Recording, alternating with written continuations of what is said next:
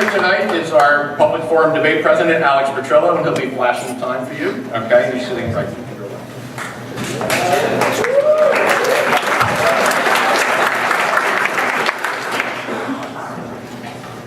I'd like my time like pre-Gregorian reforms to the couch. I've been having to lower microphones at Regis for 25 years now. Thank you, Mr. Speaker, Dr. Kelly, ladies and gentlemen. I was gifted Alex's case, which once you wind up cutting out all the jokes about the 62 Yankees and 86 Mets, which I don't understand, and the various liberal claptrap, left me with a few solid paragraphs, but I want to thank Alex for that. Like it's up! Anyway, when I was a debater, Regians weren't allowed to hit each other in debate rounds, and there were many Talmudic arguments about what would happen if this were ever to occur. Joe Formaggio, who went on to fame as an MIT physicist, believed it would be something similar to a matter and antimatter colliding. I was of the group that suggested it was more like the two streams crossing in Ghostbusters, and something quite remarkable could come of this. So I think we're going to find out tonight whether or not that's the case. So let's get down to business. Our side of the House believes that American political discourse no longer serves the public interest. Now, when we talk about political discourse, we're referring to several things. We mean the political punditry and commentary that is seen on television, as well as in our newspapers and magazines. Now, as an extension of this, obviously, internet chat rooms, aggregators such as the Huffington Post, and other new media outlets are part of American political discourse. We're also referring to debates or so-called debates between political candidates during campaign seasons, and the extensions of those debates on the floors of our nation's legislatures. Thirdly, we're talking about advertisements that are for or against issues or political campaigns, both within an election season, but more broadly also to mobilize public opinion. And finally, we mean the efforts to persuade legislators and other elected officials to adopt certain positions. So in total, we're looking at reasoned communicative actions that try to move either institutions or social forces in America towards a consensus and the ability to take action. Now, what do we mean by the public interest? By serving the public interest, we mean enabling policymakers to achieve outcomes that are in the best interest of the United States and enabling citizens to make well-informed decisions about which policy positions and which elected officials they should support. We believe that in our era, something as remarkable as the Federalist Papers are not possible. Nor today would we see anything as amazing as what happened in the great Lincoln-Douglas debates of 1858 between Abraham Lincoln and Stephen Douglas. As anyone who's familiar with those encounters know, it's always going to be seen as the zenith of American political discourse. Our case unfolds at three levels of analysis: that of the average individual American citizen, that of political elites, and that of our elected officials. We'll consider each in turn. First, the average individual American citizen. There might, at first blush, appear to be an irony in this debate. We're engaged in a discourse about the merits of discourse. But this debate, ladies and gentlemen, is hardly representative of the sort of dialogue that prevails in the United States today. Except, of course, for the fact that most political dialogue in America is as little well-prepared as I am. Now, polarization is the hallmark of today's American political discourse. Rather than arriving at a mutually agreeable middle ground, today's Americans have to run to opposite ends of the political spectrum. Why does this take place? Well, it's due in large part to people seeking out information that reinforces their own biases. We tend to inhabit not robust public spaces, the agora of ancient Greece, but instead we settle ourselves down into little discursive ghettos. When someone turns on the TV, they don't look for programs that contradict their personal points of view. They look for ones that reinforce them. And there have been a proliferation of programs with distinct partisan flavors. So everyone always has the chance to stay in their own little bubble and not have their viewpoints challenged or threatened. The same mechanism takes place on the internet. The internet has dramatically accelerated this development. You can now go for days reading and watching only things you already believed, no matter how wacky the point of view. And as someone who thinks, cats walking around on people's breasts are really cute, you can find a lot of support for wacky point of views like that. I mean, it's out there. This new world of technology-facilitated polarization has resulted in a troubling situation. Behavioral science shows that when people hold strong opinions, they are not as likely to be persuaded by contrary information. What this means is that our free marketplace of ideas is not working the way previous thinkers like John Locke might have imagined or hoped that it would. Moreover, political discourse is not helping people become more informed. A survey last year found that 25% of Americans believe the government had advanced knowledge of the September 11th attacks. This is the same government that can't make a website work.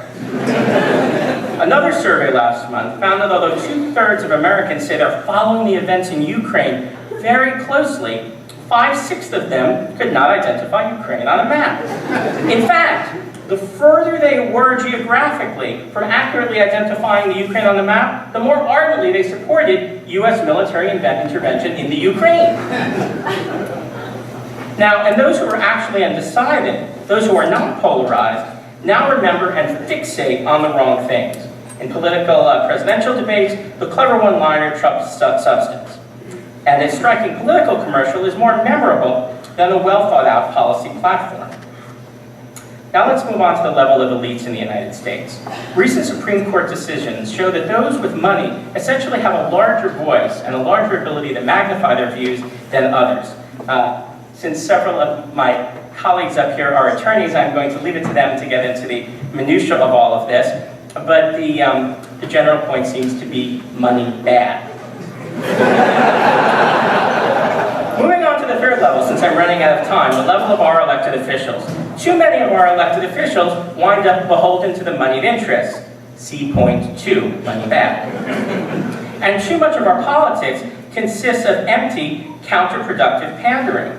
So that's why so many legislators are leaving Congress, and we have, the youngest Congress in many generations with the least amount of seniority. Each person who leaves indicates that it's the worst level of political discourse that they've seen during their entire time there. Legislation is also often taken verbatim from lobbyists. From a relative handful in the 1970s, we've now escalated to the point where there are 23 lobbyists in Washington, D.C. for every member of Congress. That is even worse than the ratio of lawyers among Regis debate alumni. Finally, parties have sorted themselves by ideology. Gone are the days of yellow dog and blue dog Democrats. Parties have sorted into Democrats being all on the liberal progressive side and Republicans all on the conservative side. They have less impulse to compromise, and they are more likely to view the opposition party as the other. I want to close just with a small anecdote about Sam Rayburn advising future President Lyndon Baines Johnson in the 1940s. Johnson had made reference to the fact that he needed to work on strategy to take on the enemy, the Republicans. And Rayburn corrected him. No. Republicans are just the opposition. The Senate is the enemy. Well, you wouldn't have things like that anymore. Instead of having well-structured conflict between existing institutions, we've instead moved into a world where all of the political parties are completely polarized. I'm sorry I'm running over time.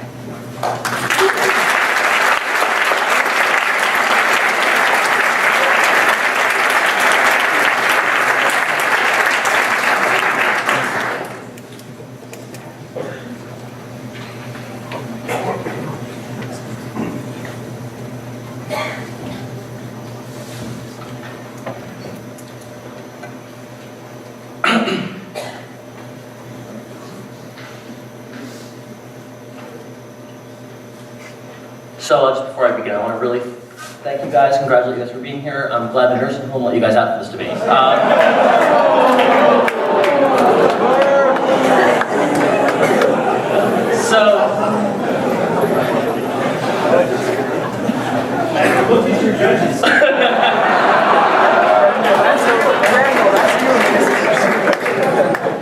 I hope you all don't find my youth invigorating. That said, I want to begin with an observation. The current state of polarization that Dave and Paul identify in America today is not the cause of a problem. It is the symptom of the fact that we have a deep clash of ideologies taking place today, that people are very deeply divided in the viewpoints they hold. And the discourse is not the source of the problem, but rather the product of that. That said, I want to talk about three things. The first thing I want to talk about is what the public interest is and what it means, so how we should consider this debate. I want to talk about what political discourse and dialogue actually looks like in this country today. And I want to talk about the rise of new media and how technology today is shaping that dialogue and making it better than ever before. So first, what is the public interest? So we don't think, Dave and I, that the public interest is any particular set of policies or things that are concrete and particular objectives. The public interest is really just a product of a particular kind of dialogue and discourse that takes place when the American people are seriously considering and questioning what is actually the thing that they want to achieve. So there's no specific thing that is in the public interest or thing that isn't. It's what the public wants, and that is the public interest. And in fact, the fact that we are having such a heated discourse today, and such polarized discourse, is actually a sign of the fact that these principles of democratic legitimacy are operating properly. The fact that we can have such heated debates, but both parties happily pass over the Senate from one to the next every election. That the parties can recognize and respect one another, despite the fact that dialogue and discourse might get heated.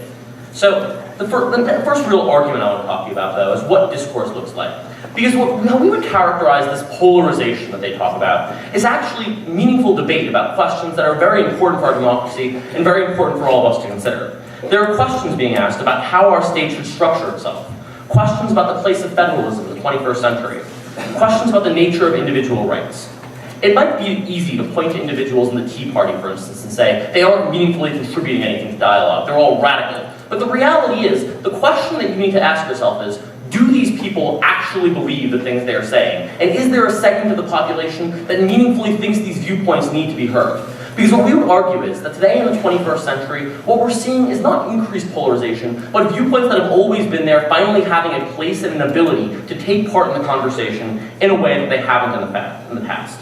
So while political discourse may be radical, at the end of the day, it is actually answering very significant questions. And the fact that one side of the debate, namely Alex's notes, think that some of these questions were settled a long time ago and shouldn't be questioned anymore, doesn't mean that they actually should have been settled. In reality, it means that there are questions that we need to reopen now, that we need to re-examine and consider carefully. But additionally, what we would tell you is that any degree of paralysis that we witness today is actually acceptable and not intrinsically bad or contrary to public interest. In fact, what we're seeing through things like the government shutdown is the manifestation of one party's legitimate political ideology that our government needs to stop before it acts, that we need to see a serious drawback of the federal government. There is a viewpoint that is legitimate, and the fact that some people think that that viewpoint isn't is not a reason why we think it is contrary to public interest. And finally, we'd say that extreme examples of polarization in dialogue and discourse in this country are not the exception to the rule by any means of the imagination. If you look back in American political discourse, these things are in fact incredibly common, and the things we're seeing today are not meaningfully worse to the degree that they exist. During the New Deal, FDR was routinely called a communist. Politicians were routinely quoted as saying things like, better debt than right, something Paul is probably eminently familiar with. Things like, in the 90s, we saw the impeachment of one of our presidents. It is not the case that American political discourse is suddenly going off the deep end. Maybe we had a period where there wasn't enough discourse, and it seems like people weren't meaningfully questioning ideas, but that is not a reason why today the fact that it is heated is bad. In fact, it is very much back in line with what we've always seen during American history. So the second thing I want to talk about, though, the second big argument I want to talk to you about, is the rise of new media and information, and how that is changing discourse and informing discourse in a way that is unique and that is valuable. So we think that while it's easy to grab onto outrageous taglines, which is, I wrote that down before I heard what they said, which is pretty emblematic of that, things like the quote about the Ukraine. The reality is the majority of discourse going on today, we think, is actually better discourse than has ever gone on before, because people have access to more information to make judgments about the government, make judgments about policies, than they have at any other point in American history. The rise of new technology like Twitter, social media, the internet, more access to television, means that you have more players in the game. It is easier than ever before to be a reporter and to disclose and gather more information and share that information with a large amount of people. New technology today means it is easier to proliferate large amounts of information in the way we did via the Edward Snowden incident, via things like WikiLeaks. It is easier today because of the 24-hour news cycle to reach more people with that information and to have a constant inflow of information.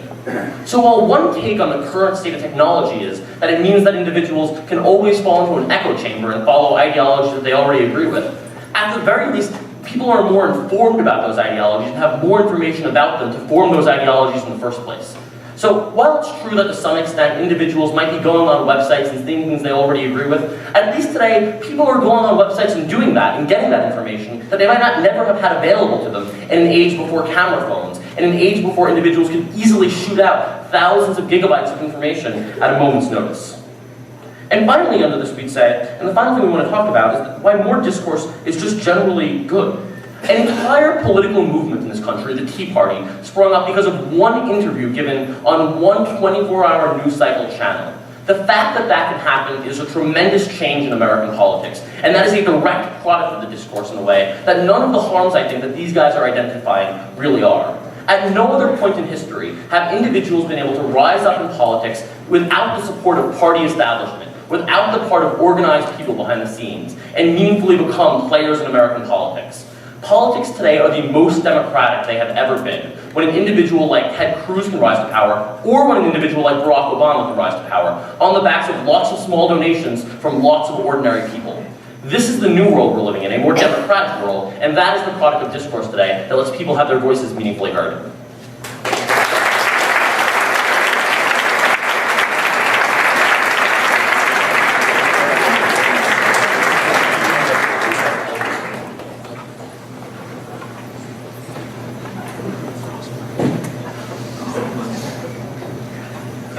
Mike, you mentioned the really palliative effect that Twitter can have on political discourse, so I'd just like you to answer all my questions in 140 characters. I don't know if you've ever been on Twitter. It might not have been something your generation is accessible. Hashtag burn!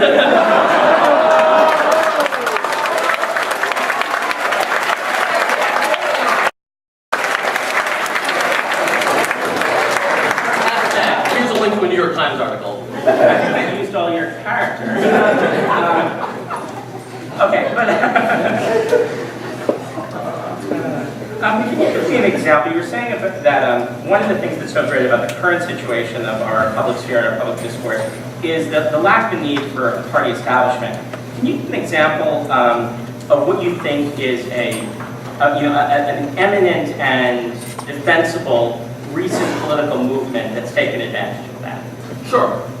We think the Tea Party is defensible. The fact that you don't agree with it doesn't mean it's not defensible. I have a question for you. I helped fund it, actually, but go ahead. Oh, yeah. Great. So my question for you is, you say that people, because of this new access to technology, have to run to opposite ends of the spectrum in discourse. Why do they have to, and why are they not simply choosing to? Because they actually strongly disagree with one another.